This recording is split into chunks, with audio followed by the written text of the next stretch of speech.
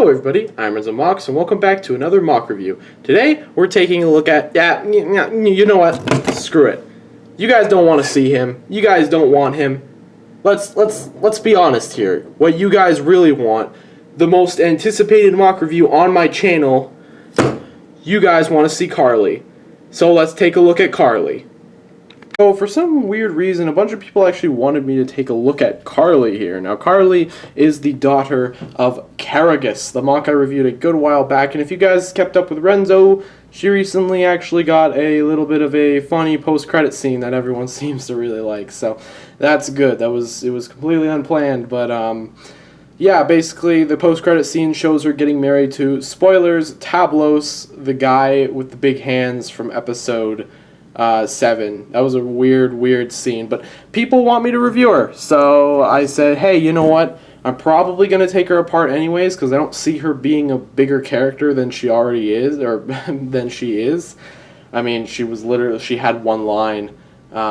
She might appear someday down the line, but right now I don't see her returning for a while, so that's why I'm going to review her, just to get her out of the way so I could take her apart, because she's admittedly got a lot of useful parts on her. I don't know why I decided to do that.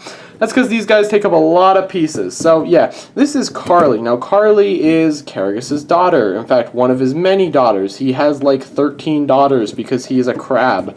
And crabs, I don't know how many kids they have, but I imagine they have a good number since they're insects or crustaceans. I don't know, man.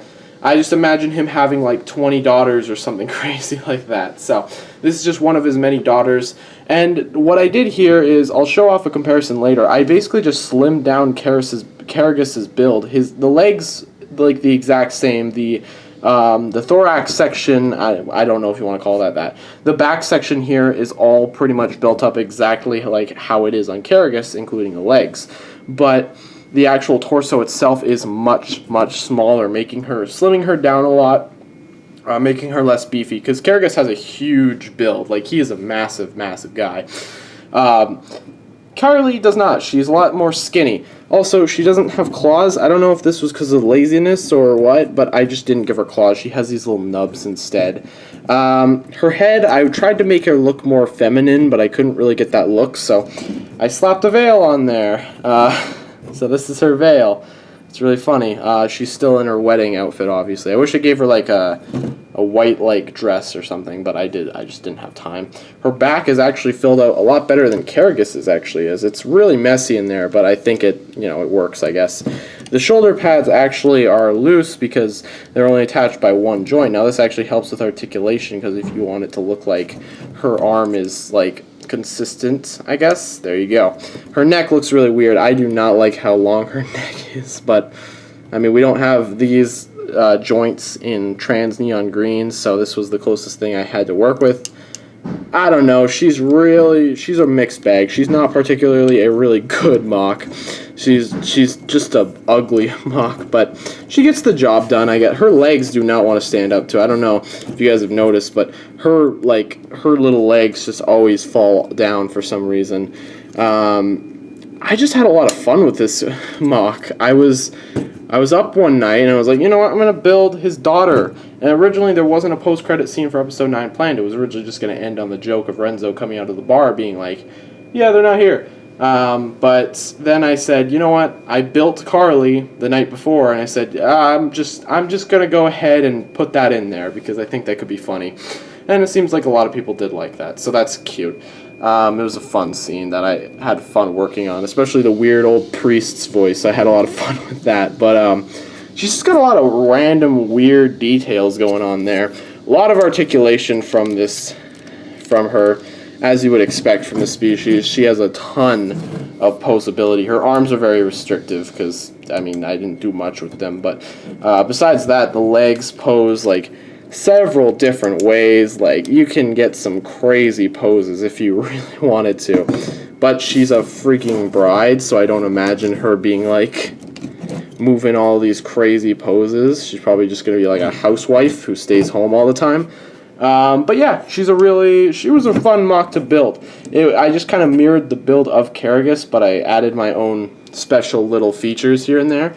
So, like, it's not an exact one-for-one recreation, but I think it works out fine. I'll show you the comparison here. Yeah, so here's just a look at how completely different they are. They have almost identical, like, back builds, but besides from that, their actual torsos are completely different. I really prefer Karagos to his actual build. I think he looks a lot cleaner. I think a lot more things go natural, like when you turn him to the side and you see these pieces that kind of fit in. I think that looks good. I don't like the back that much. It's really open, but I think I like Karagos a lot more in terms of his build. He's a lot more fun to play around with, and I love his beefy shoulders and his tiny little arms. I've always liked that about her, or him. Unfortunately, his daughter does not have that, really. She's very skinny. She's very petite. She is not very built up, which makes sense because she is a younger woman who doesn't train. I'm really tired. But her back is actually a lot more filled out. Like, look at that. There's just the comparison between that. Look how much more filled out her back is compared to his back. I think that's really funny. But I like Karagos more, obviously. But here's just a comparison to show the scale. So they're actually about the same size-ish, but, like, in terms of, like, width and stuff, Karagos wins. This was a review of Carly, very sudden. It just kind of came to me that might as well review her because I'm probably going to take her apart. Don't worry, if I ever decide to have another scene with her, which I most likely will, I'll rebuild her again. It's not very hard to rebuild her. She's very, very simple mock. Yeah, it'll be very easy to rebuild her, so I'm not too worried. And that's kind of the main reason why I do mock reviews in the first place, just so I can review them, I can show their build off, just so I can kind of know how to rebuild a mock if I ever take them apart or something. That's kind of one of the main reasons why I do reviews in the first place.